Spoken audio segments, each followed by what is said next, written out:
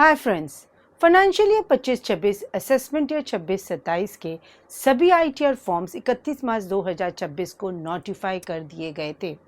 सभी tax payers की ये क्यूरी है कि फाइनेंशियल ईयर 25-26 की आईटीआर फाइलिंग कब से शुरू होगी, क्योंकि कोई भी आईटीआर फॉर्म्स अभी तक ई फाइलिंग इनकम टैक्स पोर्टल पर लाइव नहीं किए गए हैं।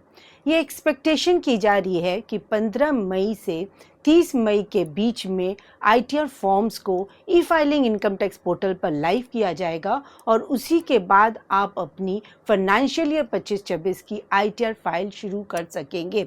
पर यहाँ पर आपको एक बात ध्यान रखनी है कि यदि आपका कोई भी टीडीएस नहीं कटा है, उस केस में आप जैसे ही ये फॉर्म लाइव होंगे आप अपनी आईटीआर फाइलिंग शुरू कर सकते हैं।